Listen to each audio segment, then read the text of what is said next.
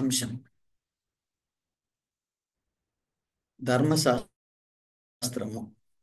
పోయిన ధర్మశాస్త్రం అనే మాట అంతకుముందు పాత నిబంధన గ్రంథాన్ని ధర్మశాస్త్రం అని పిలిచారు అని చదువుకున్నాం. ఈరోజు మోషే రాసిన 5 పుస్తకాలు లేక మోషే రాసిన ధర్మశాస్త్రాన్ని గురించి చదువుకున్నాం. దీనిలో ఈ ఈ వాక్యంలో మనం ఏం చూస్తామంటే, ఒక మనిషి ప్రవర్తన దేవుని దృష్టికి అంగీకారంగా ఉండాలి అని అంటే మనిషి ఏమి చేయాలో అనేది ఇక్కడ రాశాడు. అది పాయింట్. ఒక మనిషి ప్రవర్తన దేవుని దృష్టికి అంగీకారంగా ఉండాలంటే మనిషి ఏం చేయాలనేది దీనిలో రాశాడు. ఇది చాలా ఇంట్రెస్టింగ్. సో అది మనం చదువుకోబోయే పాఠము. పాఠాన్ని బోధించక ముందు అందరికీ ప్రత్యేకమైన ఆహ్వానం. ఈరోజు మన సభలో వచ్చిన వారికి, సమయానికి వచ్చిన మీ అందరికీ అభినందనలు. దేవుని ప్రజలు అంటే సమయానికి వెళ్ళేవాళ్ళు అని అర్థం.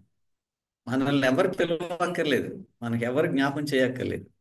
మనం కరెక్ట్గా సమయానికి వస్తాం. ఎవరైతే సమయానికి వస్తారో వారే దేవుని ప్రజలు. చాలా మంది అనుకుంటారు దేవుడు సమయానికి వస్తాడా రాడు అనుకుంటారు. ఆయన ఎప్పుడు టైంకి వస్తాడు. కొంతమంది అంటారు దేవుడు ఆలస్యంగా వస్తాడని అంటారు. అలా కాదు. దేవుడు మనం అనుకున్నట్టుగా కాదు. దేవుడు ఎల్లప్పుడూ టైంకి వస్తాడు. కానీ మనం ఏం చేయాలి? దేవుని ప్రజలమైన మనం కూడా టైంకి రావాలి. సో అది మీకు ఇంకొక సంగతి చెప్తాను. ఎవరైతే సమయానికి ఆరాధనకు వస్తారో, సమయానికి ఆరాధనకు వచ్చే వాళ్ళందరూ యేసు ప్రభు రెండోసారి వచ్చినప్పుడు సమయానికి రెడీగా ఉంటారు. ఇప్పుడు ఈరోజు యేసు ప్రభు ఆరాధన చేసే మనము సమయానికి రాకపోతే యేసు ప్రభు రెండోసారి వచ్చినప్పుడు మనం రెడీగా ఉండం. తెలుసా మీకు ఆ సంగతి? ఇది ఇప్పుడు మనం సమయానికి రావటం అనేది సిద్ధపాటు. మనకి సమయానికి రావాలని మనకి ఎవ్వరు చెప్పక్కర్లేదు. కరెక్ట్ కదా? సో ఈరోజు అందరూ సమయానికి వచ్చినందుకు మేము వాళ్ళందరినీ అభినందిస్తున్నాం. ఓకే, ఈరోజు పాఠము చాలా చాలా అమూల్యమైన పాఠం. నేను బోధించే పాఠాలన్నీ అలా ఉంటాయి.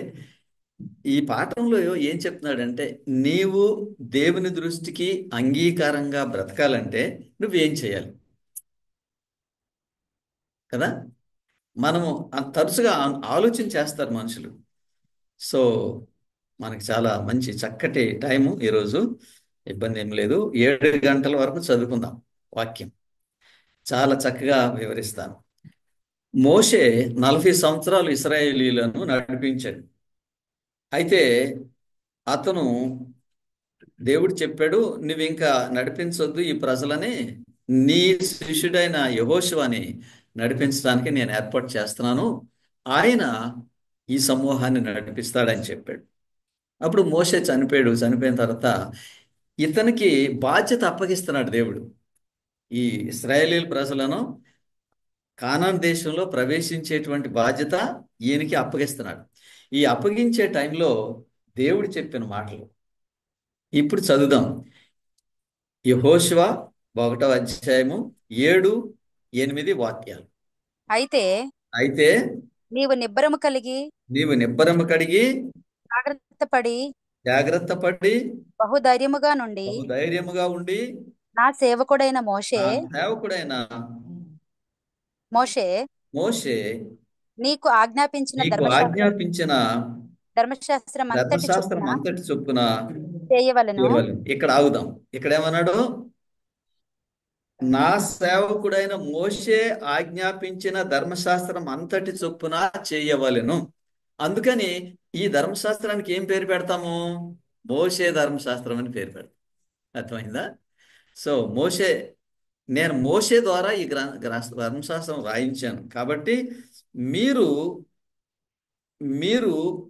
నిబ్బరము కలిగి జాగ్రత్త పడి బహుధైర్యంగా ఉండి నా సేవకుడైన మోషే మీకు ఆజ్ఞాపించిన ధర్మశాస్త్రం అంతటి చొప్పున చేయవలెను. తరచుగా ధర్మశాస్త్రం కొట్టివేయబడింది అనే మాట మీరు వింటారు. కానీ ఇక్కడేమంటున్నాడు? ధర్మశాస్త్రం అంతటి చొప్పున మీరు చేయవాలని చెప్పాడు. అంటే కొట్టివేయబడలేదని అర్థం కదా. ఓకే, మనం ఒక్కొక్క స్టెప్ స్టెప్ మనము నేర్చుకుంటాం వాక్యం. తర్వాత నీవు 8వ నడుచు వాక్యం చదవండి. 8 ఈ ధర్మశాస్త్ర గ్రంథమును ఈ ధర్మశాస్త్ర గ్రంథమును ఓకే, ఇక్కడ ఈ ధర్మశాస్త్రం ఎక్కడ రాయబడిందంట? గ్రంథంలో రాయబడిందంట. ధర్మశాస్త్ర గ్రంథమును. ఓకే, నీవు బోధింపక నీవు బోధింపక. తప్పిపోకూడదు. ఆయన ఏమి చెప్తున్నాడు? మోషే రాసిన ధర్మశాస్త్రాన్ని బోధించటం మానొద్దని చెప్పాడు. ఎలా ఈ మాటలు ఒక్కొక్కటి చదివితే ఆశ్చర్యంగా ఉంటాయి. నువ్వు మానొద్దు, బోధించడం మానొద్దు అని చెప్పాడు. మానితే, ఆ గ్రంథాన్ని బోధించడం మానితే దాని అర్థం ఏంటి? దేవుని మాట ప్రకారం వాళ్ళు చేయట్లేదని అర్థం. Okay, continue. దానిలో వ్రాయబడిన దానిలో రాయబడిన వాటన్నిటి ప్రకారము వాటన్నిటి ప్రకారము చేయుటకు చేయుటకు నీవు జాగ్రత్త నీవు పడినట్లు జాగ్రత్త పడినట్లు దివారాత్రము దివారాత్రములు దాన్ని దాన్ని ధ్యానించిన ఎడల ధ్యానించిన ఎడల నీ మార్గమును నీ మార్గమున వర్ధిల్ల చేసుకొని వర్ధిల్ల చేసుకుని. చక్కగా ప్రవర్తించెదవు. అంటే మోషే ధర్మశాస్త్రంలో రాసిన మాటల ప్రకారం నడిస్తే మన ప్రవర్తన కరెక్ట్గా ఉంటుంది అన్నాడు. సాతానుడు ఎక్కడ కొట్టాడు దెబ్బ? ఇది గనక లేదని చెప్తే అప్పుడు వీళ్ళ ప్రవర్తన ఎలా ఉంటుంది? దేవుని ఇష్ట ప్రకారం. సరే, అందుకే నేను మీకు ముందే చెప్పాను, ఇందులో చాలా అమూల్యమైన మాటలు ఉన్నాయి. ఏమంటాడంటే, అంటున్నాడు దివారాత్రం ధ్యానించమన్నాడు. ఎందుకు దివారాత్రం ధ్యానించాలి? మనం జ్ఞాపకం ఉంచుకోవటం కోసం. అర్థమైందా? నేను ఏదైనా ఒక విషయం జ్ఞాపకం ఉంచుకోవాలనుకోండి, దాన్ని 4-5 సార్లు మాట్లాడుకుంటాను. మాట్లాడితే అది ఎక్కడ రికార్డ్ అవుద్ది? నా మైండ్లో రికార్డ్ అవుతుంది. అర్థమైందా? అలాగే ధ్యానించటం అంటే మనం దేనినైతే జ్ఞాపకం ఉంచుకోవాలో దానిని మనం ధ్యానించాలి. నేను ఈ ఈ ఈ తాళం, ఈ చెవులు, ఈ గుత్తి ఇక్కడ పెట్టాను. ఇది పెట్టిన తర్వాత ఒకసారి ఆలోచిస్తా ఇది ఎక్కడ పెట్టాను. అర్థమైందా? మర్చిపోనప్పుడు మనం ఎక్కడో పెట్టేసి ఇది ఎక్కడ పెట్టామో తెలీదు, అందుకని ఆ తర్వాత చాలా వెతుక్కుంటాం. ఇది ప్రాక్టీస్ చేయండి మీరు. దానినే ధ్యానించడం అంటారు. అర్థమైందా? వస్తువు కోసం మనం వెతికామనుకోండి, ఎంత టైం వేస్ట్ అయిపోద్ది, మరి చిరాకు వస్తుంది, కోపం వస్తుంది. మన మైండ్ని మనం డిసిప్లైన్ చేయలేదు. అలాగే ఇక్కడ అంటున్నాడు, నా వాక్యాన్ని మీరు ధ్యానించినట్లయితే మీరు చక్కగా ప్రవర్తిస్తారని చెప్పాడు. ఎవరి మనసులో అయితే దేవుని వాక్యం ఉంటుందో వాళ్ళ ప్రవర్తన కరెక్ట్గా ఉంటుంది. నీకు వ్యతిరేకంగా నేను పాపం చేయకున్నట్లు నా హృదయంలో నీ వాక్యమును ఉంచుకొని అన్నాను.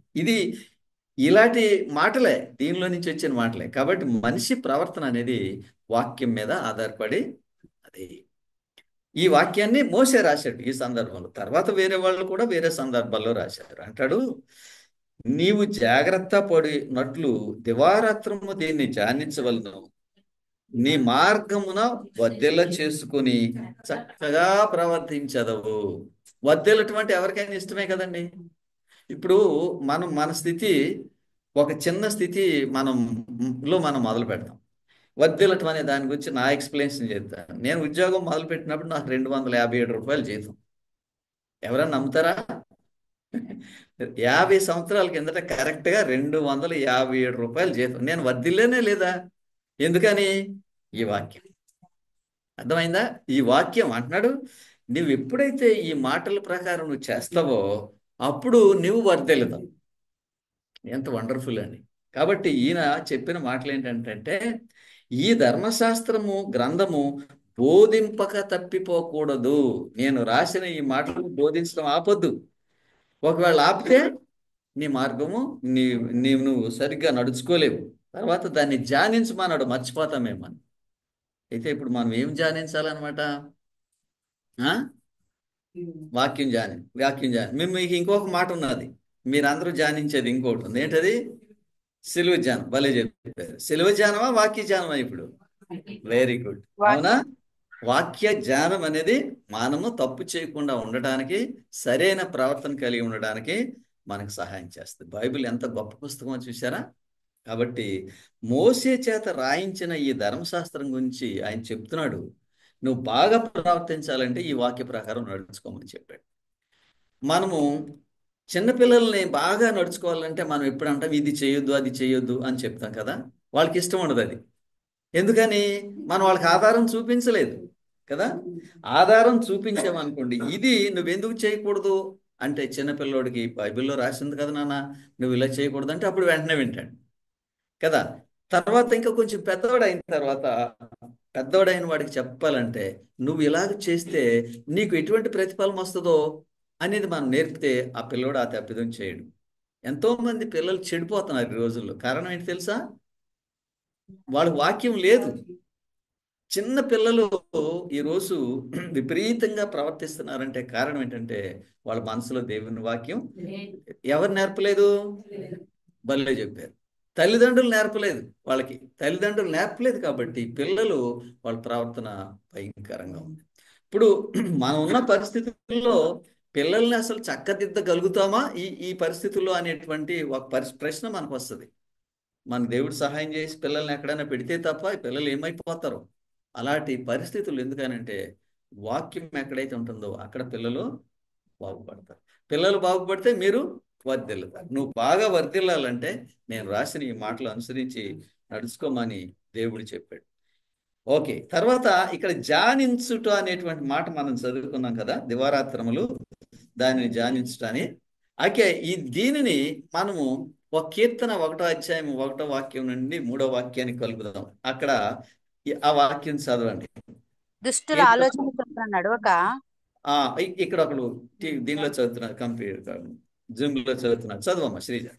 దుష్టుల ఆలోచన చొప్పున నడవక, దుష్టుల ఆలోచన చొప్పున నడవక, పాపుల మార్గమున నిలవక, పాపుల మార్గమున నిలువక, అపహాసకులు కూర్చుండు అపహాసకులు చోట కూర్చుండు చోట కూర్చుండక, కూర్చుండక, యెహోవా ధర్మశాస్త్రమునందు ధర్మశాస్త్రమునందు ఆనందించుచు ఆనందించుచు దివారాత్రము దివారాత్రములు. దానిని ధ్యానించువాడు ధన్యుడు. అది సంగతి. ఈ ధ్యానించువాడు ధన్యుడు అనే మాట ఎక్కడి నుంచి తెచ్చాడు ఈయన? ధ్యానించువాడు ధన్యుడు అనే మాట ఎక్కడి నుంచి తెచ్చాడు? ఏ కీర్తన రాసిన ఆయన? మోషే రాసిన ధర్మశాస్త్రంలో అని చెప్పాడు. ఓకే, అక్కడ కూర్చో, ఆ సీట్లో కూర్చో. ఈసారి లేట్గా రావద్దు. ఈసారి లేట్కి వస్తే సీట్ దొరకదు. నేను ఏ చర్చిలో సేవ చేసినా ఆఖరిని వచ్చిన వాళ్ళకి, లేట్గా వచ్చిన వాళ్ళకి కుర్చీలు ఉండేవి కదా. సో వెల్కమ్, నర్సాపూర్ స్టూడెంట్స్ ఇద్దరికి వెల్కమ్. ఈ సంవత్సరం వీళ్ళు 11th చదువుతున్నారు, నెక్స్ట్ ఇయర్ 12th చదువుతారు, ఆ తర్వాత కాలేజీకి వెళ్తారు. వదిలుతున్నారా లేదా వీళ్ళు? సో మీ అందరికి స్పెషల్ వెల్కమ్ మీ ఇద్దరికి. మనిషి వర్ధిల్లాలంటే ఏం చేయాలని మనం నేర్చుకున్నాం? వాక్యం. మనం ఏం ధ్యానించాలని నేర్చుకున్నాం? వాక్యాన్ని ధ్యానించాలి. ఓకే, సో మీరు ఇలా నేర్చుకుంటూ పోతారు అనుకోండి, ఈ ఎఫెక్ట్ ఎవరి మీద పడుతుంది? మీ పిల్లల మీద పడుతుంది. మీరేం బోధించక్కర్లేదు. మీరు నడుస్తూ ఉంటే మీ పిల్లలు మీ దగ్గర నుంచి నేర్చుకుంటారు. ఆ విధంగా మనం వర్ధిల్తామని చెప్పాడు. అయితే ఈ కీర్తన 1 నుంచి 3 వరకు ఉన్న వాక్యాలు ఎక్కడి నుంచి తీసుకున్నాడు ఈయన? మోషే ధర్మశాస్త్రం నుంచి తీసుకున్నాడు కదా. దివారాత్రము దాన్ని ధ్యానించువాడు ధన్యుడు. దేన్ని ధ్యానించమన్నాడు? వాక్యాన్ని. ఎక్కడా కూడా బైబిల్లో ఎక్కడ కూడా సిలువని ధ్యానించమని ఎక్కడ లేదండి. సిలువని ఆరాధించమని ఎక్కడ లేదు. Don't waste your time. Okay, దేవుడు మీకు చాలా గొప్ప అవకాశం ఇచ్చాడు. ఇప్పుడు దివారాత్రములు దేవుని వాక్యాన్ని ధ్యానించడం వల్ల మనం జ్ఞాపకం ఉంచుకుంటాం. అర్థమైందా? దివారాత్రం నేను ఎక్కువ బైబిల్తో ఉంటాను కాబట్టి నాకు ఈ బైబిల్ వాక్యాలు బాగా జ్ఞాపకం ఉంటాయి. సేమ్ మీరు కూడా అంతే. మీరు బైబిల్తో ఉంటే మీరు కూడా అలానే మీరు జ్ఞాపకం ఉంచుకుంటారు. ఓకే, ఇప్పుడు మోషే అంటున్నాడు, మోషే ధర్మశాస్త్రంలో ఎవరి గూర్చి రాయబడింది కదా? వాక్యం చదువుతాం. యోహాను 1:45. యోహాను ఫిలిప్పు 1:45. ఫిలిప్పు నతనీయేలును కనుగొని ఫిలిప్పు నతనీయేలును కనుగొని ధర్మశాస్త్రములో మోషేయు మోషేయు ప్రవక్తలను ప్రవక్తలను ఎవరిని గూర్చి వ్రాసిరో ఆయనను కనుగొంటిమి. ఓకే, ధర్మశాస్త్రంలో ఎవరి గురించి రాశారంట? యేసు ప్రభు వారి గురించి రాయబడిందంట. ఎవరు రాసిన పుస్తకాల్లో? మోషే రాసిన పుస్తకాల్లో పాత నిబంధన గ్రంథంలో యేసు ప్రభు గురించి రాయబడిందంట. అందుకని పాత నిబంధన గ్రంథం అవసరం మనకి. పాత నిబంధన గ్రంథంలో యేసు ప్రభు గారి గురించి రాయబడింది. ఆయన ఎప్పుడు జన్మిస్తారు, ఎక్కడ జన్మిస్తారు, ఎవరికి జన్మిస్తారు, ఇవన్నీ రాయబడ్డాయి. ఒక్కొక్క ప్రవక్త ఒక్కొక్క విషయం చెప్పాడు. యేసుక్రీస్తు వారు ఎలా శ్రమ పడతారు, యేసుక్రీస్తు వారు ఏ విధంగా ఆయన ఆరోహణం అవుతాడు, ఈ విషయాలన్నిటినీ రాశారు. కాబట్టి మోషే నన్ను గూర్చి రాశాడు అని యేసుప్రభు వారే చెప్తున్నారు పాత నిబంధన గ్రంథంలో. ఓకే, తర్వాత ఇంకొక వాక్యం చూద్దాం. యోహాను 5:46. అతడు నన్ను గూర్చి వ్రాసెను కనుక. ఎవరంట అతడు? మోషే. ఎవరి గురించి రాశాడంట? యేసుక్రీస్తు గురించి రాశాడు. కాబట్టి మోషే ధర్మశాస్త్రం అనేటువంటి మాట మనం ఉపయోగించినప్పుడు దానిలో ఎవరి గురించి రాశారనమాట? యేసుక్రీస్తు వారి గురించి రాయబడిన ఈ ధర్మశాస్త్రాన్ని కొట్టేయాలని ఎవరైనా చెప్తే మనం వినొచ్చు అంటారా? ఇది అవసరం లేదని చెప్తే మనం వినొచ్చు అంటారా? ఈ మాత్రం జ్ఞానం మనం నేర్చుకోవడం అవసరం. అందుకని యేసుక్రీస్తు వారు గురించి మోషే రాసిన ధర్మశాస్త్రంలో రాయబడింది. Okay, understand? కాబట్టి ఓల్డ్ టెస్ట్మెంట్ కొట్టివేశారు అని మనం చెప్పడం కరెక్ట్ కాదు. ఓకే, నెక్స్ట్ యోహాను 1:17. ధర్మశాస్త్రము మోషే మోషే ద్వారా అనుగ్రహింపబడెను. కృపయు సత్యమును యేసుక్రీస్తు ద్వారా కలిగెను. ఓకే, ఇప్పుడు మనం ఏం నేర్చుకుంటున్నామంటే ధర్మశాస్త్రం ఎవరి వాళ్ళు వచ్చిందంట? ఎవరి ద్వారా? ఎవరిని రాయమని చెప్పాడు ధర్మశాస్త్రము? మోషే ద్వారా. మోషే అని దేవుడు చెప్పాడు రాయమని ధర్మశాస్త్రం. దానిలో ధర్మశాస్త్రము మోషే ద్వారా వచ్చింది అని చెప్పాడు. సరే, మోషేకి దేవుడు ఈ ధర్మశాస్త్రం ఇచ్చిన సన్నివేశం కూడా చెప్తాను మీకు, దేవుడు ఎలాగిచ్చాడు అనేది. దీన్ని లేవియాకాండము 27:34లో చెప్తాడు. దేవుడు మోషేకి ధర్మశాస్త్రం ఎలాగిచ్చాడో చెప్తాడు. ఇక్కడ చదవండి, లేవి 27:34. ఇవి యెహోవా సీనాయి కొండ మీద ఇశ్రాయేలీయుల కొరకు మోషేకు ఇచ్చిన ఆజ్ఞలు. అది సంగతి. ఏమంటున్నాడు? ఇవి యెహోవా సీనాయి కొండ మీద ఇశ్రాయేలీయుల కొరకు మోషేకి ఇచ్చిన ఆజ్ఞలు.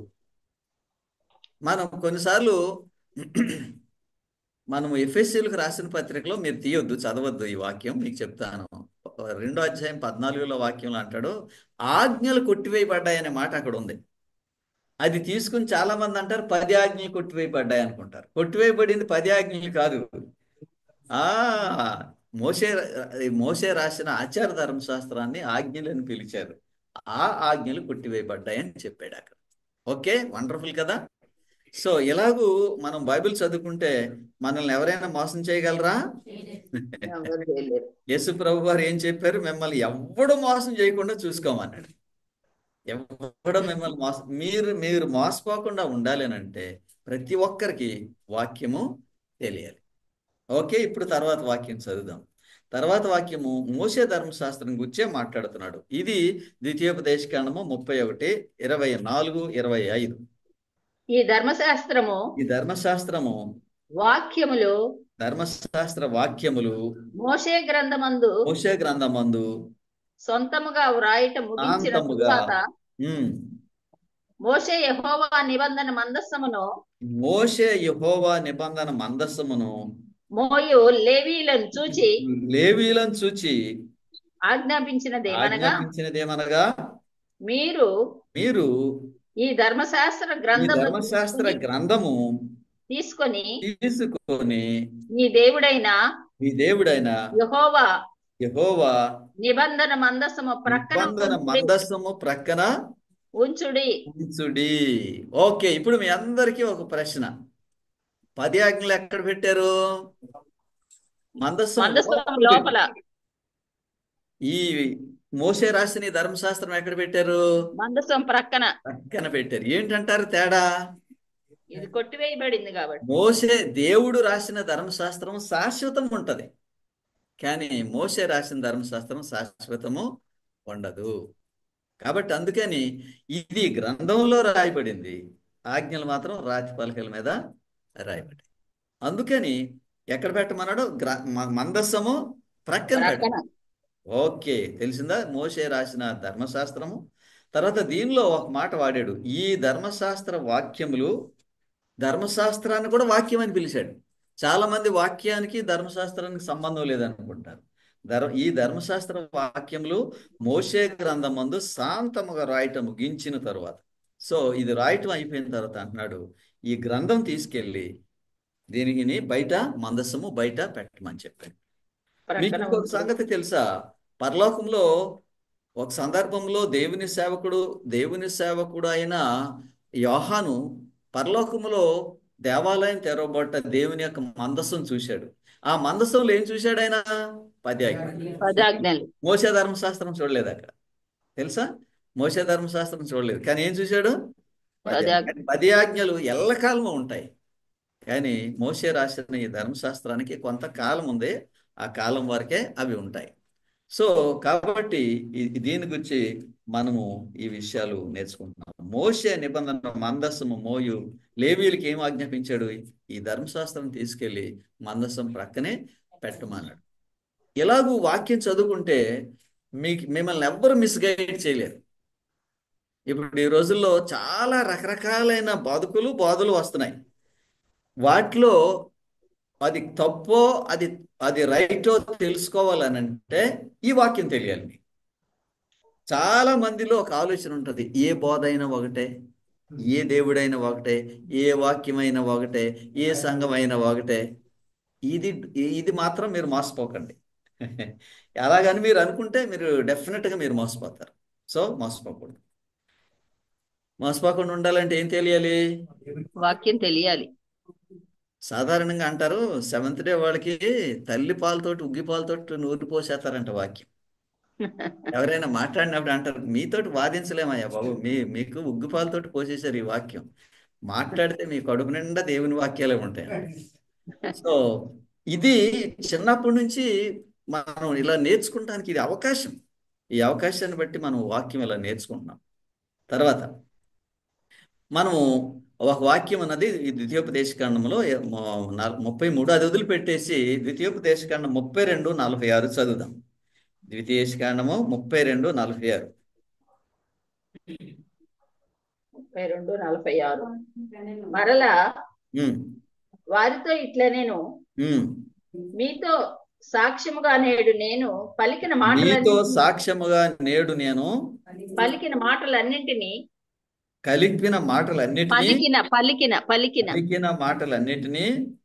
మీ మనస్సులలో పెట్టుకొని మీ సంతతి వారు ఈ ధర్మశాస్త్ర వాక్యములన్నింటినీ అనుసరించి నడుచుకొనవలెనని వారికి ఆజ్ఞాపింపవలెను. ఈ మాటలు ఎక్కడ పెట్టుకోమని చెప్పాడండి? మనసులో పెట్టుకోమని చెప్పాడు. మనసులో పెట్టుకుంటే మనం ఏం చేస్తాము? మీకు ఒక సంగతి చెప్తాను. మీకు కళ అయినప్పుడు కూడా కళలో ఈ మాటలే మాట్లాడతారు. మీ మనసులో ఏ మాటలు ఉన్నాయో కళలో అదే మాటలు మీరు మాట్లాడతారు. అర్థమైందా? ఇక్కడ అంటున్నాడు, ఈ మాటలు మీ మనసులో పెట్టుకోండి అని చెప్పాడు. ఈ మనసులో పెట్టుకోండి అని చెప్పిన తర్వాత క్రొత్త నిబంధన వచ్చేటప్పటికి ఏమన్నట్టు తెలుసా? నేనే మీ మనసులో ఈ వాక్యాలన్నీ పెడతానని చెప్పాడు. చాలా మంది అంటారు, పాత నిబంధనలో ఉన్న వాళ్ళకే 10 ఆజ్ఞలు కానీ క్రొత్త నిబంధనలో ఉన్న వాళ్ళకి లేవంటే, దేవుడు ఏమంటున్నాడంటే మీ మనస్సు, మీ హృదయం మీద వాటిని పలకల మీద కాదు. సో కాబట్టి ఇక్కడ అంటున్నాడు, మనసులో పెట్టుకోవటం అంటే మన హృదయంలో వాటిని ఉంచుకోవటం. మనం అవి మనసులో పెట్టుకోవటం అనే మాటకు అర్థం ఏంటంటే, వాటిని మనం ఎల్లప్పుడూ ధ్యానిస్తే అవి మన మనసులో ఉంటాయి. ఓకే, తర్వాత ఇంకొక వాక్యం చూద్దాం. మనసులో పెట్టుకోవడానికి తర్వాత ఇంకొక మాట ఏమన్నాడంటే, ద్వితీయోపదేశకాండం 27:8 నీవు చదవండి, ఎవరు చదువుతారు దీన్ని? నీ వీధికి సంబంధించిన వాక్యములన్నింటినీ ఆ రాళ్ల మీద బహు విశదముగా వ్రాయవలెను. నీవు ఏరు దాటి అక్కడి నుంచి చదవండి. 27:8 నీవు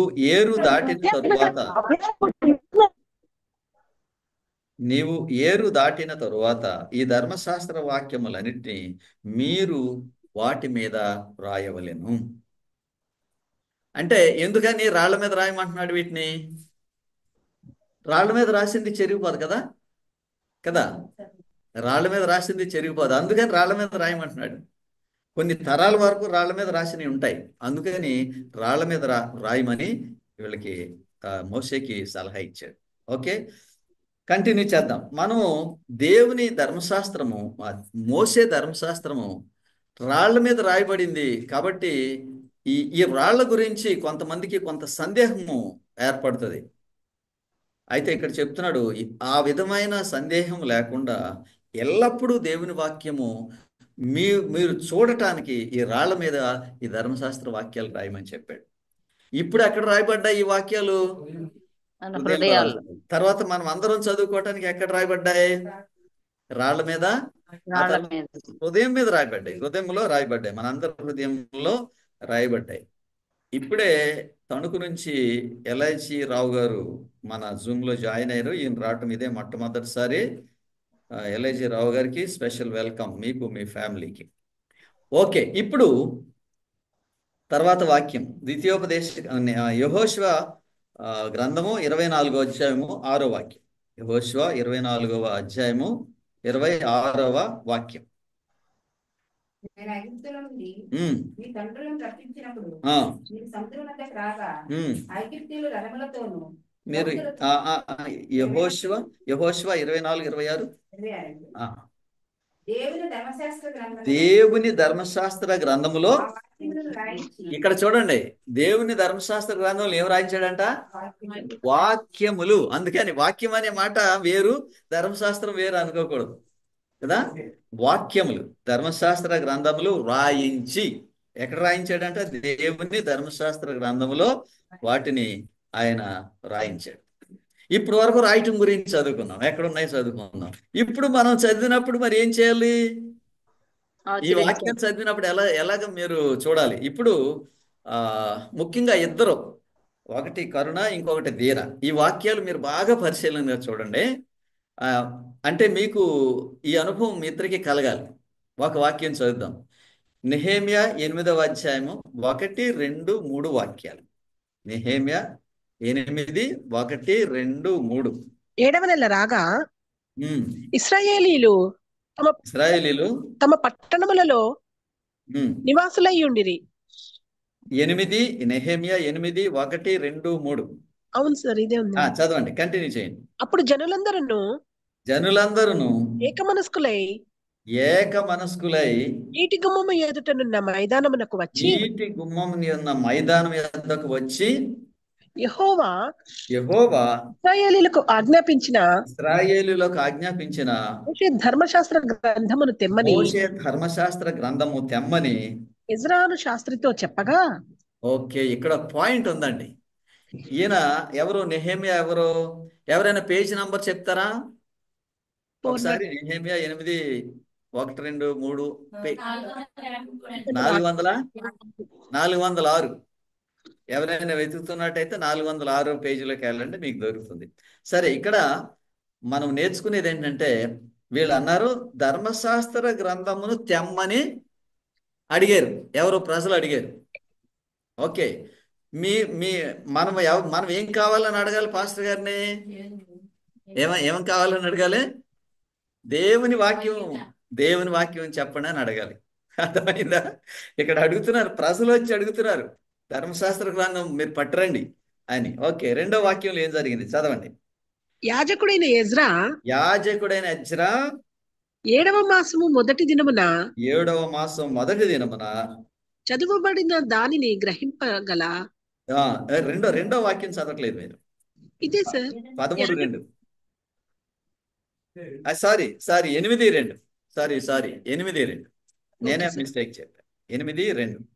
యాజకుడైన ఎజ్రా 7వ మాసము మొదటి దినమున చదువబడిన దానిని గ్రహింప శక్తి గల స్త్రీ పురుషులు కలిగిన సమూహమంతా ఎదుటను ఆ ధర్మశాస్త్ర గ్రంథము తీసుకొని వచ్చిరి. సమూహం అంతా కూడుకున్నప్పుడు ఈ ధర్మశాస్త్ర గ్రంథం తీసుకొచ్చారు. అంటే బోధకుడికి ఏం చెప్తున్నారంటే, నువ్వు ఈ ధర్మశాస్త్ర గ్రంథంలో నుంచి బోధించు, ఇది చదువు, ఓకే, తర్వాత 3వ వాక్యం చదవండి. నీటి గుమ్మము ఎదుటనున్న నీటి గుమ్మం ఎదుట ఉన్న మైదానములో మైదానములో ఉదయము మొదలుకొని మధ్యాహ్నము వరకు ఉదయం మొదలుకొని మధ్యాహ్నము వరకు మధ్యాహ్నము వరకు నిలుచున్న నిలుచున్న ఆ స్త్రీ ఆ పురుషులకును స్త్రీ పురుషులకు తెలివితో తెలివితో వెనకల వారి అందరికీ చదివి వినిపించుచూ వచ్చెను. అది వినిపించు వచ్చారు. ఎప్పటి నుంచి ఎప్పటి వరకు చెప్పాడు సార్ ఇక్కడ చక్కగా? ఉదయము ఆ? మొదలుకొని ఉదయం నుండి మధ్యాహ్నం వరకు అంటే ఎన్ని గంటలండి? ఉదయం నుండి మధ్యాహ్నం వరకు 6 గంటలు కదా.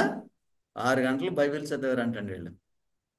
అందుకే నేను చెప్పాను కరుణాకి దేనాకి. మనం ఆరాధనలో ఎంత టైం వాక్యం చదువుతామండి? అదే మీరు గ్రహించాలి ఈ విషయం. 6 గంటలు ధర్మశాస్త్రం చదువుతున్నారంట వీళ్ళు. నేను అసలు ఆశ్చర్యపోయాను. దేవుని భక్తులైన వాళ్ళకి ఆధారం ఏంటంటే వాక్యం. అందుకని మీరు వాక్యాన్ని అర్థం చేసుకోవడానికి, ధ్యానించడానికి, మనసులో పెట్టుకోవడానికి పరిశుద్ధ గ్రంథాన్ని చదవండి. ఓకే, తర్వాత ఏమంటారు? వీళ్ళు ఎంతసేపు వాక్యం చదివారో చెప్పాడు చక్కగా కదా. ఆ తర్వాత లైన్ చదవండి. జనులు అందరూ జనులందరూ శ్రద్ధతో వినిరి. నేను ఎంత థ్రిల్ అయినంటే ఈ వాక్యం చదువుతున్నాడు. జనులు ఎంతసేపు వాక్యం చదివితే మనుషులు శ్రద్ధతో విన్నారు. ఇప్పుడు ఈ రోజు పాస్టర్ గారు ఎవరైనా ఒక అరగంట కంటే ఎక్కువ వాక్యం చెప్తే అయిపోయిందని టైం ఆపేయమంటారు కదా. సో వాక్యం కాదు, ఏం కావాలి మీకు తెలుసు, నేను చెప్పక్కర్లేదు. సో కానీ ఇప్పుడు మనం ఏమి నేర్చుకోవాలని చెప్తున్నాడు? వాక్యము మనం నేర్చుకోవాలి. ఆ రోజుల్లో వాళ్ళు వాక్యం నేర్చుకున్నారు. 6 గంటలు చదివారంట ధర్మశాస్త్రం. 6 గంటలు అయితే ఉదయం మొదలుకొని మధ్యాహ్నం వరకు చదివితే వాళ్ళు శ్రద్ధగా విన్నారు. ఈ వాక్యం 3వ వాక్యం మళ్ళీ చదవండి. నీటి గుమ్మం ఎదుట మైదానంలో ఉదయం మొదలుకొని మధ్యాహ్నం వరకు నిలిచిన ఆ స్త్రీ పురుషులకు తెలివితో వినగల వారికి అందరికి తెలివితో వినగలిగిన వారికి అందరికి చదివి వినిపించుచు వచ్చాను. ఆ తర్వాత లైన్ చదవండి. ఆ జనులందరూ ధర్మశాస్త్ర గ్రంథము శ్రద్ధతో వినిరి. ఇది మనం చేయాల్సిన పని. అర్థమైందా? ఇలా ఎప్పుడైతే చేస్తామో అప్పుడు మన ప్రవర్తన కరెక్ట్గా ఉంటుంది, మన జీవిత విధానం కరెక్ట్గా ఉంటుంది, మన ఆలోచన కరెక్ట్గా ఉంటుంది, మనం నడవలసిన మార్గాన్ని మనం నేర్చుకుంటాం కదా. వీళ్ళు 6 గంటలు అంటే వీళ్ళు ఎంత దాహంతో ఉన్నారో చూడండి. మనం దేవుని సమక్షంలో గడిపేటువంటి ప్రతి క్షణము దేవుని వాక్యాన్ని మనము ధ్యానించాలి. మన ప్రవర్తన బాగుండాలని అంటే ఈ వాక్యాన్ని నువ్వు సరిగ్గా అనుసరించి నడిస్తే నీ ప్రవర్తన బాగుంటుందని మొట్టమొదటి వాక్యంలో చదువుకుందాం. మనిషి ప్రవర్తనని సరిచేయగలిగింది దేవుని వాక్యం. మనిషి ప్రవర్తనని చక్కటి ప్రవర్తన మనిషికి ఇవ్వగలిగింది దేవుని వాక్యం. ఓకే, ఇప్పుడు కంటిన్యూ చేద్దాం. అదే అధ్యాయంలో 7వ వాక్యం చదవండి. జనులు ఇలాగూ నిలువబడుచుండగా యేషూవ, బాని, షేబ్య, యామిను, అక్కుబు, షెబ్బెతై, హోద్య, మయషేయ, కెలీట, అజర్య, యజాబాదు, హానాను, పెలాయాలును, లేవీయులను ధర్మశాస్త్రం యొక్క తాత్పర్యమును తెలియచెప్పింది. ఓకే, 13 మందిని పెట్టాడండి ట్రాన్స్లేషన్ చేయడానికి. అంటే వీళ్ళకి అర్థమయ్యేటట్టుగా చెప్పడానికి, ఆ చదివే వాక్యాలని వాళ్ళు అర్థమయ్యేటట్టుగా చెప్పడానికి కారణం చెప్తాను మీకు. ఇది కారణం తెలిస్తే వీళ్ళు బబులోన్ నుంచి తిరిగి వచ్చారు. బబులోన్లో ఎన్ని సంవత్సరాలు ఉన్నారు? 70 సంవత్సరాలు ఉన్నారు. వీళ్ళు 70 సంవత్సరాలు బబులోన్లో ఉండడం చేత వాళ్ళు హీబ్రూ భాష మర్చిపోయారు. అందుకని ఇక్కడ హీబ్రూ భాషలో చదువుతున్నాడు ఇది. కాబట్టి వాళ్ళందరికీ వాళ్ళకి అర్థమయ్యేటువంటి భాషలో తర్జుమా చేయడానికి ఎంతమందిని? 13 మందిని పెట్టాడండి. అర్థమైందా? అర్థమయ్యేటట్టు వాక్యం చెప్తే అది అర్థమయ్యేటట్లుగా చెప్పాలి. అర్థం కాకుండా మనం చెప్పడం అనేది పెద్ద గ్రేట్ ఏం కాదు, అదే అర్థమయ్యేటట్టు చెప్పాలి. అదే చెప్తున్నాడు ఇక్కడ. వీళ్ళు 13 మందిని పెట్టి వాళ్ళ పేర్లు కూడా చెప్పాడు.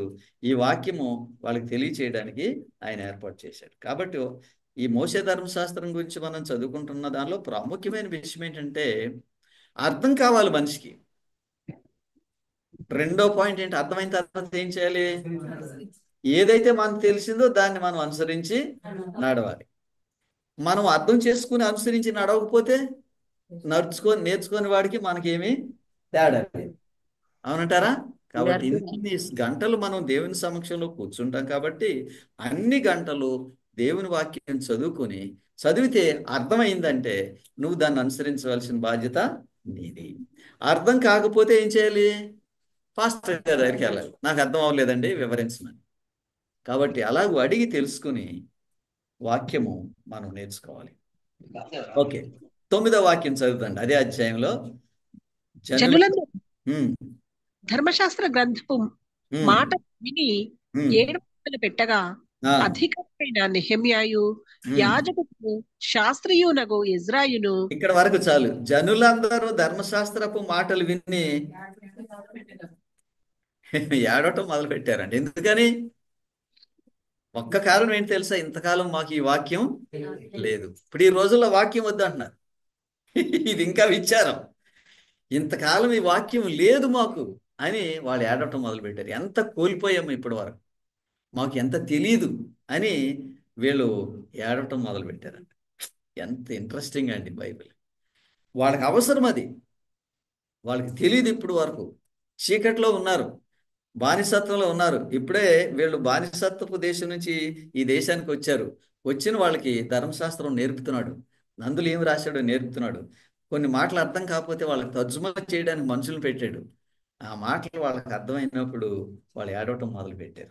ఈ ఏడవటం అనే దానిలో 2 అర్థాలు ఉంటాయండి. ఒకటి, మనం ఎంత కోల్పోయాం ఇప్పటి వరకు మనకు తెలీదు అనేది ఒక అర్థం.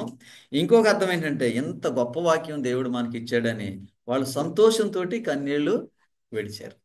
మనం ఆరాధనలో ఈ అనుభవం కలగాలి. వాక్యం చదువుకోవాలి, దాన్ని అర్థం చేసుకోవాలి, దాన్ని అర్థం చేసుకుని మనము ఆనందించాలి. ఇదే అధ్యాయంలో 13వ వాక్యం చదువుదాం.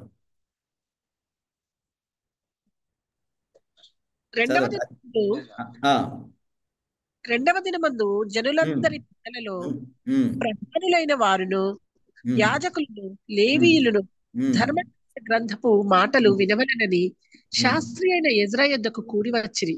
ఆగండి. ఇప్పుడు అంతకుముందు చదువుకున్న వాళ్ళు ఎవరు? సామాన్యమైన విశ్వాసులు. ఇప్పుడు ఎవరు అడుగుతున్నారు? లేవీలైన యాజకులు అడుగుతున్నారు. అంటే పాస్టర్ గారు అడుగుతున్నారు. ఏమని అడుగుతున్నారు?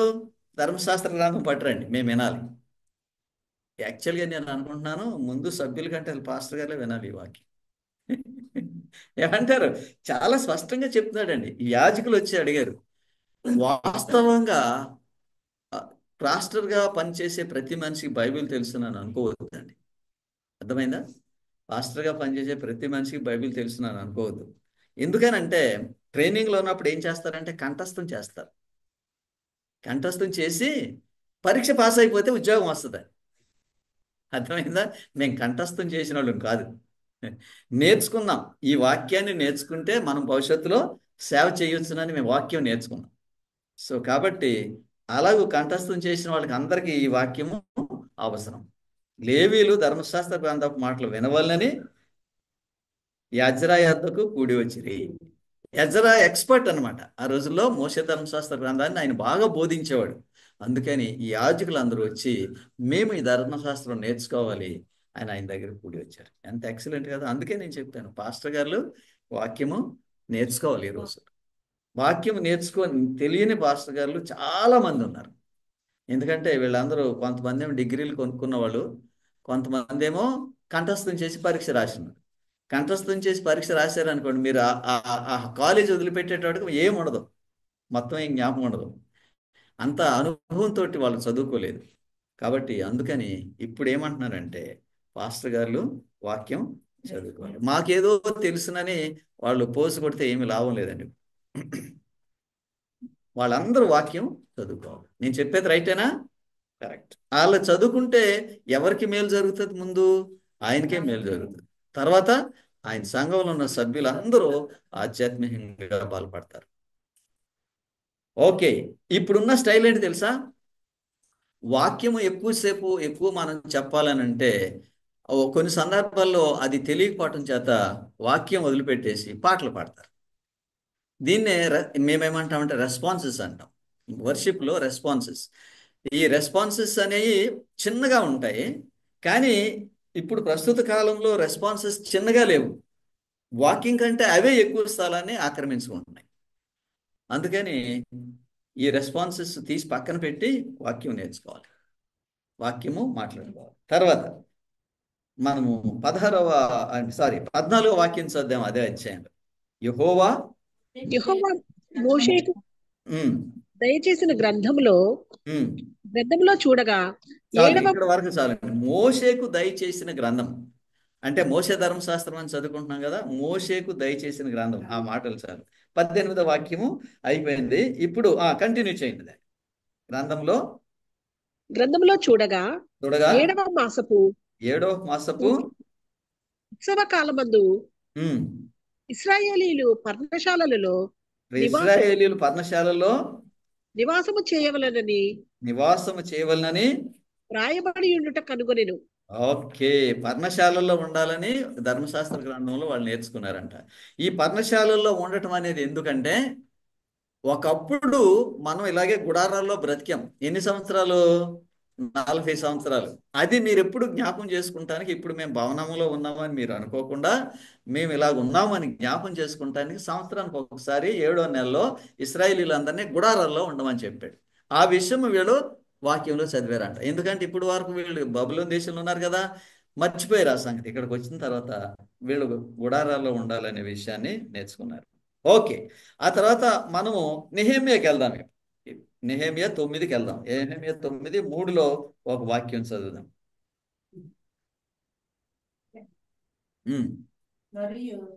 మరియు వారు ఒక జాముసేపు తామున్న చోటనే నిలువబడి తమ దేవుడైన యెహోవా ధర్మశాస్త్ర గ్రంథము చదువుచూ వచ్చిరి. ఆగండి, జాము అంటే ఎంత టైం అండి?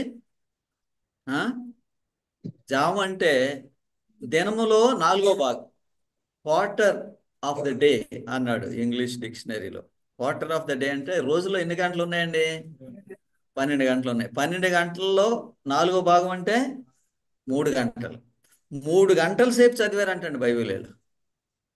ఒక జాము సేపు ఏమంటాడు? యెహోవా ధర్మశాస్త్రము చదువుచూ వచ్చి ఒక జాము సేపు పాపములను ఒప్పుకొనుచు దేవునికి నమస్కారం చేయుచు వచ్చిరి. చదివినప్పుడు ఏం తెలుసుకున్నారు వాళ్ళు? మేము చేసింది కరెక్ట్ కాదు, అది తప్పు ప్రభువా, అందుకే మేము ఇలా చేయకూడదని మేము నిశ్చయించుకున్నాము అని వాళ్ళ తప్పిదాలు ఒప్పుకున్నారు. ఒక జాము అంటే 3 గంటలు. ఒకవేళ మీరు 3 గంటలు ఆరాధనకి వెళ్ళాలంటే 3 గంటల్లో మీరు ఎంత టైం మీరు వాక్యం చదువుతారు? ఆలోచించుకోండి, జవాబు చెప్పదు కదా. ఆలోచించుకోండి అంతే, ఎన్ని గంటలు మీరు వాక్యం చదువుతారు. సో ఇక్కడ చెప్తున్నాడు 3 గంటలు వాళ్ళు వాక్యం చదువుకున్నారు. అద్భుతం అండి. ఓకే, ఇప్పుడు ఎజ్రా 7వ అధ్యాయము 6వ వాక్యం. ఎజ్రా 7వ అధ్యాయము 6వ వాక్యం. ఈ ఎజ్రా ఇశ్రాయేలీల దేవుడైన యెహోవా గ్రహించిన మోషే యొక్క ధర్మశాస్త్రమందు గల శాస్త్రి. మాట కరెక్ట్ చదవండి. ప్రవీణత గల శాస్త్రి అంటే ఈ ధర్మశాస్త్రం మందు ప్రవీణ్యత అంటే ఏంటంటే అర్థం? దేవుని వాక్యం తెలుసు ఆయనకి. ఎవరికి? ఎజ్రా అనేటువంటి పాస్టర్ గారికి. అయితే ఇప్పుడు మనం ఎవరినైనా ఒకరిని పాస్టర్ గా పెట్టుకోవాలంటే ఆయనకి ఏం తెలియాలి? వాక్యం తెలియాలి. చూసారా, ఆ రోజులు ఎప్పటి నుంచో ఉందండి ఇది. ఈ రోజు కాలంలో కొద్దిగా డైల్యూట్ అయిపోయింది. ఏం తెలియాలి? ధర్మశాస్త్రం అందు ఆయన ప్రావీణ్యత అంటే వాక్యం తెలుసు ఆయనకి. వాక్యం తెలిసిన ఆయన్నే మనము పాస్టర్ గా పెట్టుకోవాలి మన వాక్యానికి. ఓకే, కంటిన్యూ, ఆ వాక్యాన్ని కంటిన్యూ చేయండి అమ్మా. ప్రవీణ్యత గల మరి అతని దేవుడైన యెహోవా హస్తము అతనికి తోడుగా ఉన్నందున అతడు ఏ మనవి చేసినను రాజు అనుగ్రహించును. వండర్ఫుల్. మొట్టమొదటి ఏం తెలుసు ఈయనకి? ధర్మశాస్త్రం తెలుసు. ధర్మశాస్త్రాన్ని బట్టి అతడు ధర్మశాస్త్రం బోధించడంలో ప్రావీణ్యత ఉన్నది అతనికి. అందుకని ఇతడు ఈ ప్రావీణ్యత కలిగి ధర్మశాస్త్ర ప్రకారం నడుచుకుంటున్నాడు కాబట్టి ఇతడు ఏది అడిగినా కూడా రాజు ఇస్తున్నాడంటే ఇతడు ఏది అడిగినా రాజు ఇస్తున్నాడు. ఈ రాజు ఇశ్రాయేలీల రాజు కాదు, పార్శిక దేశపు రాజు కింద ఈయన పనిచేస్తున్నాడు. పార్శిక దేశపు రాజు ఈయనకి ఇతను ఏం అడిగినా కూడా ఇస్తున్నాడు. కారణం ఏంటంటే ఇతనికి వాక్యం తెలుసు, ధర్మశాస్త్రం తెలుసు, ఇతడు చేసేది ప్రతిదీ దాని ప్రకారం చేస్తున్నాడు. కాబట్టి దేవుడు అతన్ని ఆశీర్వదించాడు. మనం ఆశీర్వాదం పొందాలంటే ఏం చేయాలన్నమాట? ఇప్పుడు దేవుని వాక్యాన్ని మనం అనుసరించి నడవాలి, దాన్ని నిర్లక్ష్యం చేయకూడదు. అది తెలుసున్న తర్వాత దాన్ని మనము నిర్లక్ష్యం చేయకూడదు. తెలియనప్పుడు మనము తెలియదు కాబట్టి మనం క్షమింపబడతాం. తెలిసిన తర్వాత దాన్ని మనం నిర్లక్ష్యము చేయకూడదు. ఓకే, తెలియని వాళ్ళకి తెలిసిన వాళ్ళకి అదే తేడా. తెలిసిన వాళ్ళకి వాక్యం తెలుసు కాబట్టి వాళ్ళు నిర్లక్ష్యం చేస్తే దానికి తగిన ప్రతిఫలము వారు అనుభవిస్తారు, దేవుడికి లెక్క చెప్తారు. కాబట్టి ఇప్పుడు మోషే ధర్మశాస్త్రంలో నుండి ఏమైతే మనకు దేవుడు బోధించాడో వాటన్నిటినీ మనము అనుసరించి నడుచుకోవాలి. ఏమంటారు? ముందు వాళ్ళు ఏం చేశారంట? 3 గంటలు చదివారంట. ముందేమో 6 గంటలు చదివారు, ఆ తర్వాత 3 గంటలు చదివారు. 3 గంటలు చదివినప్పుడు వాళ్ళు ఏం చేశారు? వాళ్ళు ఏడ్చారు. ఆ తర్వాత వాళ్ళు ధర్మశాస్త్రం చదివి పాపాలు ఒప్పుకున్నారు. మనము లిటర్జీ అని ఉంటుంది చర్చి సర్వీస్లో, అంటే కొన్ని వాక్యాలు ఎల్లప్పుడూ వల్లిస్తూ ఉంటారు. అయితే ఆ లిటర్జీ ప్రకారము మనం వల్లిస్తూ వెళ్ళిపోతూ ఉంటాం, కానీ వాటి గురించి ఆలోచించం కదా, వాటి గురించి ఆలోచించం. కానీ వీళ్ళు ఎలా చేయలేదు. ఇక్కడ ధర్మశాస్త్రమును బట్టి చదువుకుని వాళ్ళ తప్పిదాలను వాళ్ళు ఒప్పుకొని దేవుని సన్నిధిలో ఏడ్చి ఇలాంటి జీవితం మేము జీవించకూడదని ఆరాధనలో వాడు పశ్చాత్తాపడ్డారు. అంటే ఆరాధనకి వెళ్తే మనకి ఏ అనుభవం కలగాలన్నమాట? ఈ విధమైన అనుభవం కలగాలి. ఒకవేళ అది అవసరమైతే, మనం తెలియకపోతే మనకి ఆ విధమైన అనుభవం మనకు కలగాలి. అప్పుడు ఏమంటున్నాడంటే నువ్వు చక్కగా నీ జీవితంలో వర్ధిల్లుతావు అని చెప్పి మనం నేర్చుకున్న దాన్ని బట్టి అనుసరించి నడుచుకోవాలి. ఇప్పుడు మనము తర్వాత వాక్యం ఏం చూద్దామంటే ఎజ్రా 7:20. ఒక వాక్యం వదిలేద్దాం. ఎజ్రా 7:20 7:10 చదువుదాం. ఎజ్రా 7:10. ఎజ్రా యెహోవా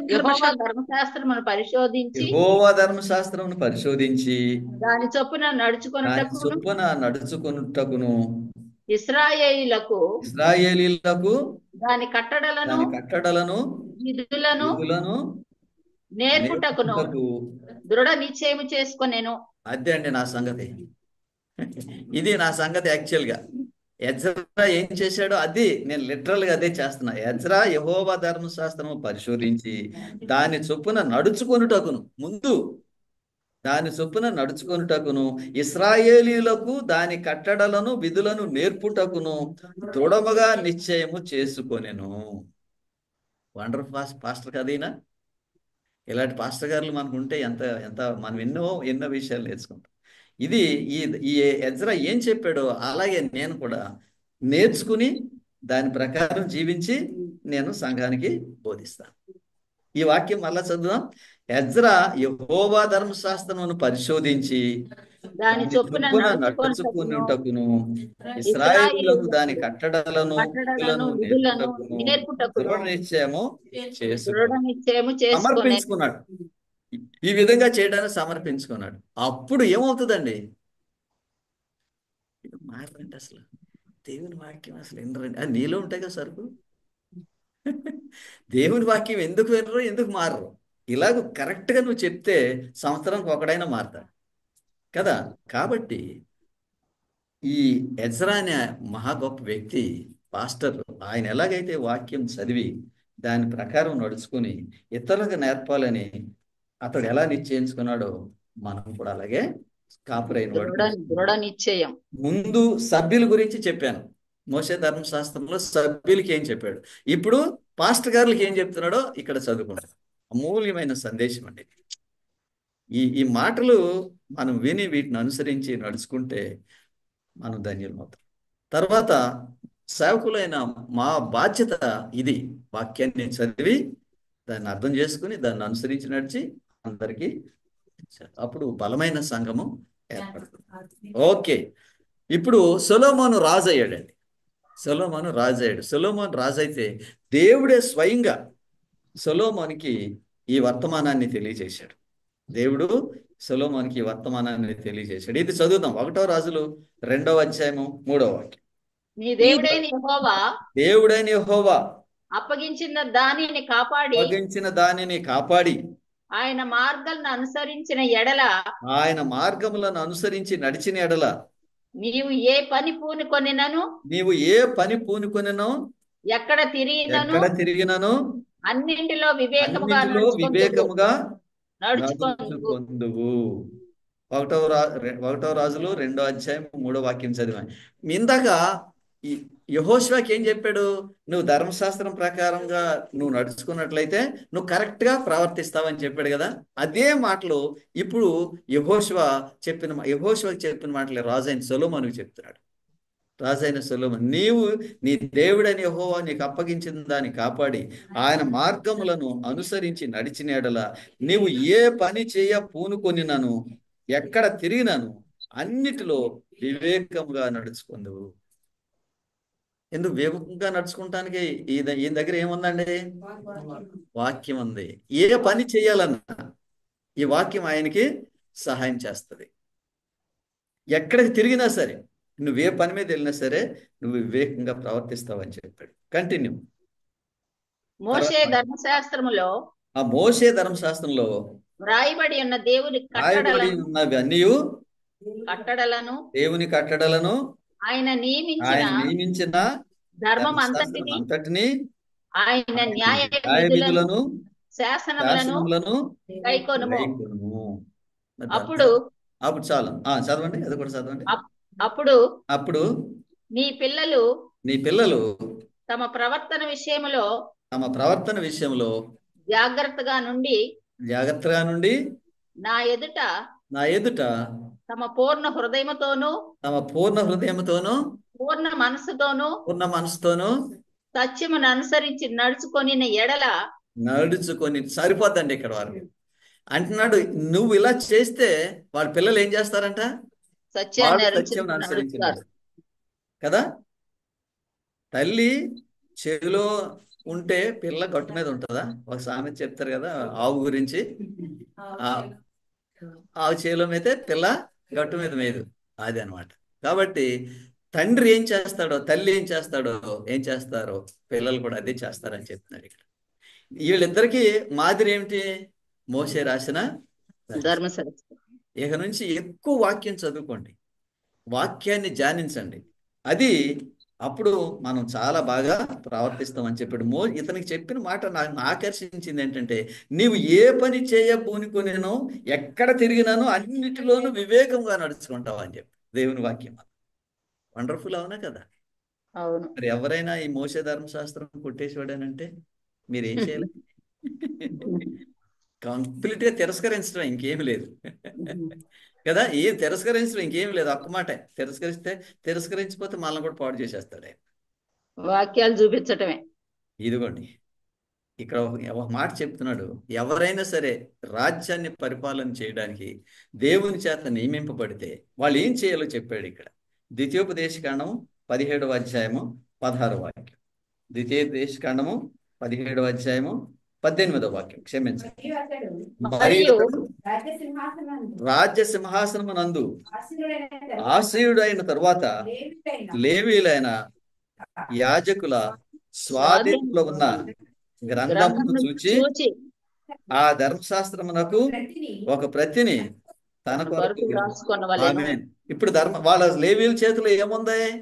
ముందు మనం చదువుకున్న మోషే ధర్మశాస్త్రం రాసినాక ఎవరికి ఇచ్చాడు? లేవీలు కదా.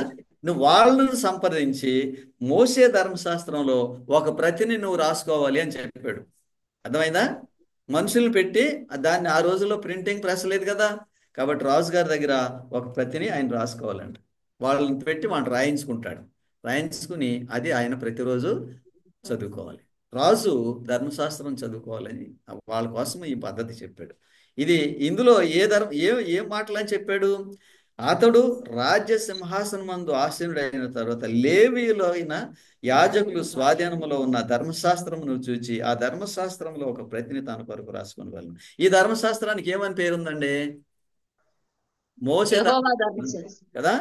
మోషే ధర్మశాస్త్రం అని పేరు. అది ఒక ప్రతిని ఈయన రాసుకోవాలంటే ఈ పాస్. అంటే మోషే దాని అర్థం ఏంటి?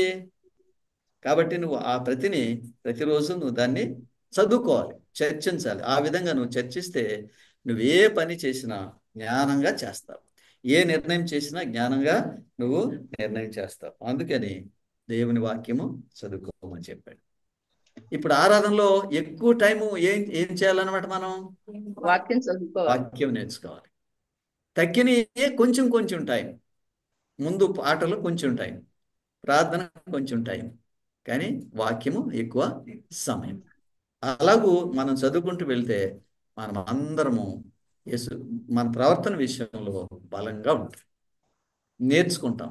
మంచిదేదో చెడ్డదేదో, ఏది చేయాలో ఏది చేయకూడదో మనకు అర్థమవుతుంది. ఇంకొక వాక్యం చదువుతాం, యెహోషువ 23:6. కాబట్టి మీరు మోషే ధర్మశాస్త్ర గ్రంథములో ధర్మశాస్త్ర గ్రంథములో వ్రాయబడినదంతటిని వ్రాయబడినదంతటిని గైకొని అనుసరించుటకు మనసు దృఢము చేసుకొని. ఇదండి మనందరికి వచ్చేటువంటి వర్తమానం.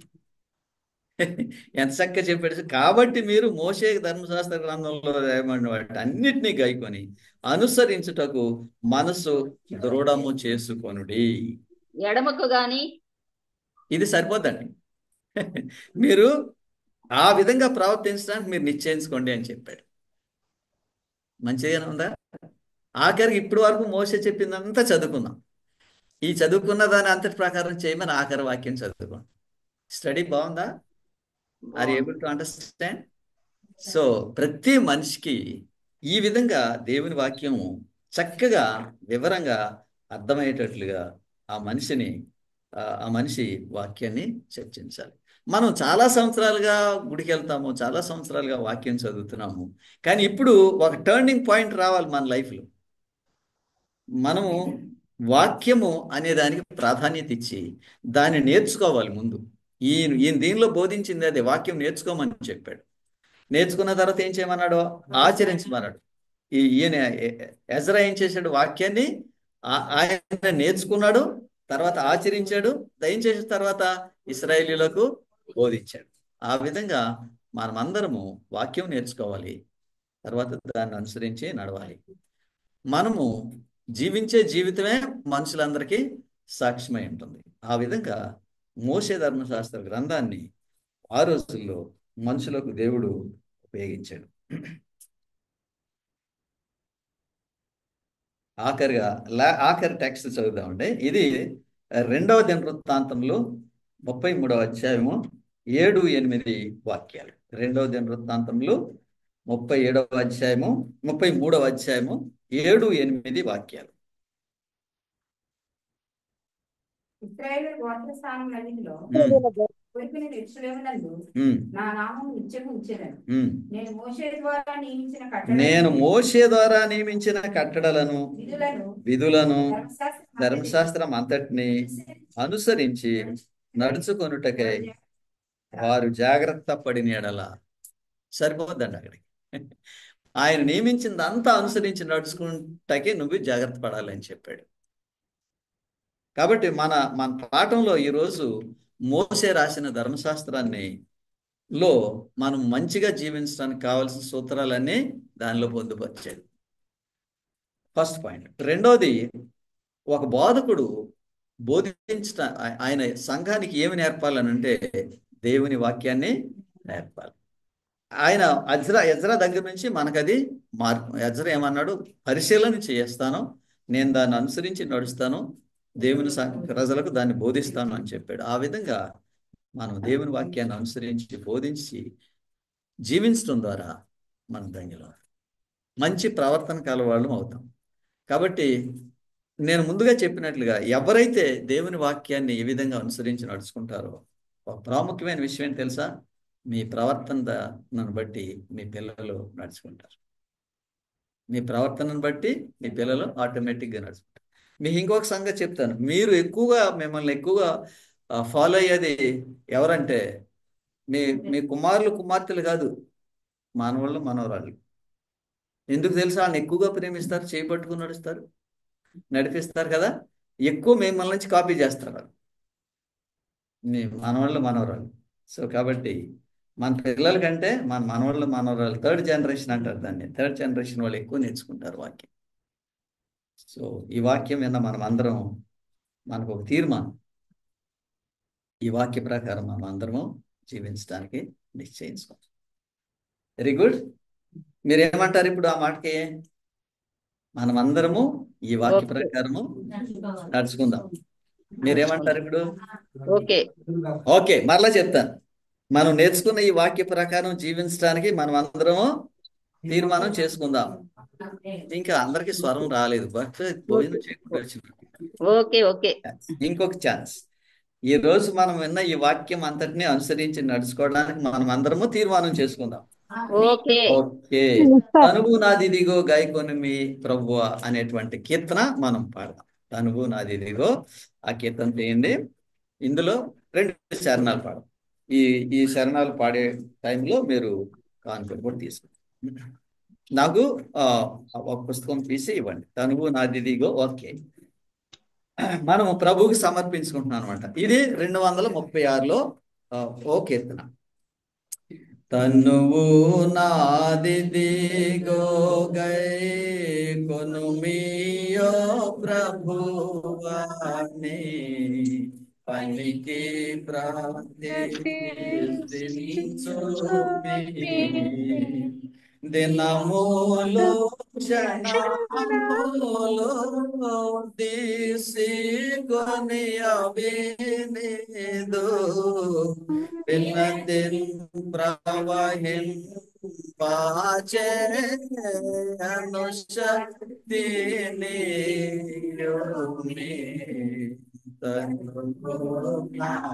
ఇదిగో గై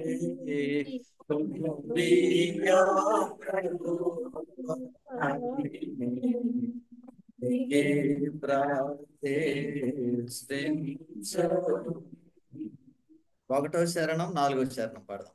ఘనమై ప్రేమ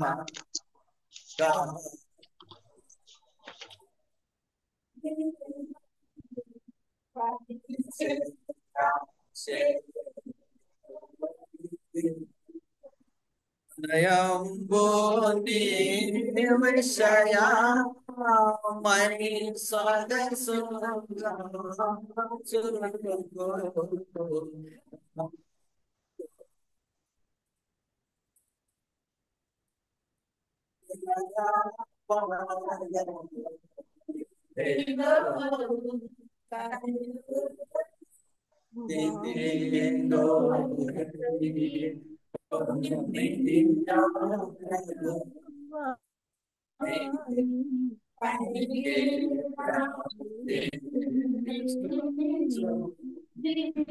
నాలుగో శరణం.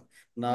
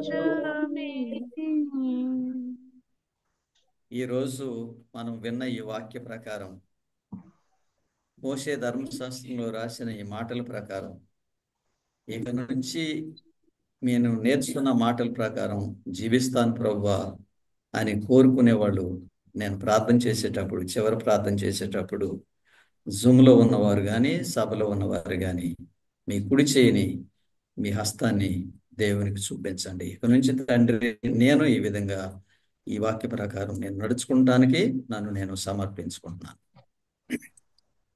అత్యున్నతమైన సింహాసనమందు ఆసీనుడైన ప్రభువా, మీరిచ్చిన ఈ మహత్తరమైన పరిశుద్ధ గ్రంథపు పఠనాన్ని బట్టి, మీ లేఖన భాగాల్లో రాయబడిన మాటలను బట్టి మమ్మలను పరిపూర్ణంగా మీ మార్గమందు నడిపించడానికి మమ్మలను నింపిన విధానాన్ని బట్టి మీకు వందనాలు తండ్రి.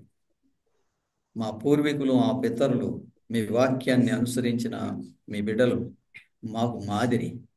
వారికి మీరు ఆదేశం ఇచ్చారు, ఉపదేశించారు, వారు మీ అడుగుజాడలో నడిచారు. అట్టి వారిలో కొంతమంది భక్తులు మోషే, యెహోషువ,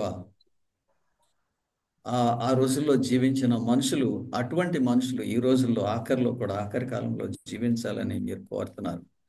కృపగలిగిన తండ్రి, మీ బిడ్డలమైన మేము ఈరోజు మా చేతులెత్తి మేము ఈ వాక్యము నేర్చుకున్న వాక్య ప్రకారం జీవించాలని మేము తీర్మానం చేసుకుంటున్నాం. తండ్రి, బలహీనులమైన మాకు మీ కృప దయచేయండి.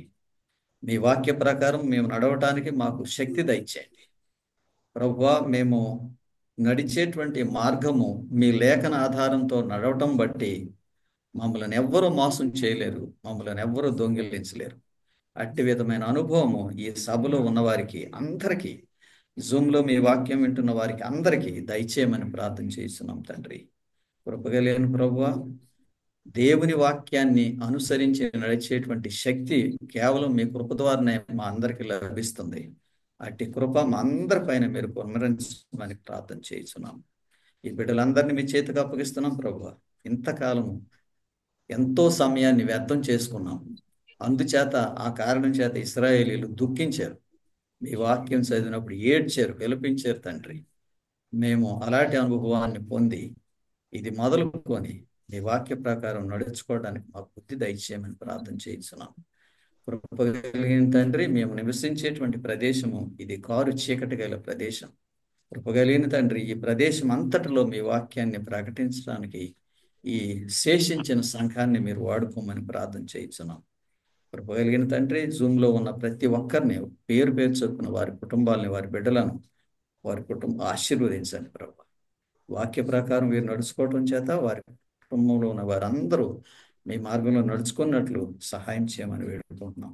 ఈ రోజు మేము చదువుకున్న పాఠం అందరి హృదయంలో ఎల్లప్పుడూ ఉండి ఈ మాటలు మేము ధ్యానించి మీకు సమీపంగా బ్రతకటానికి సహాయం చేయమని మీ కుమారుడైన యేసుక్రీస్తు నామమునందు ప్రార్థన చేస్తున్నాం తండ్రి. మన తండ్రి అయిన దేవుని ప్రేమయు, కుమారుడైన యేసుక్రీస్తు కృపయు, పరిశుద్ధాత్మని అన్యోన్య సహవాసము మనందరి పైన సదాకాలం. ఆమేన్, ఆమేన్, ఆమేన్. దేవుడు మీ అందరినీ ఆశీర్వదించను గాక. ఆమేన్. నడుచుకోండి. రేపు పాస్టర్ గారు, ఒక్క నిమిషం 9:30 గంటలకి సభాపడి పాఠము చదువుతుంది ప్రారంభం. చెప్పండి. అంటే పాఠాన్ని గురించి కాదు కానండి, నాకు ఒక సలహా మీరు చెప్పాలి. మా పిన్ని గారు ఈరోజు చనిపోయారు.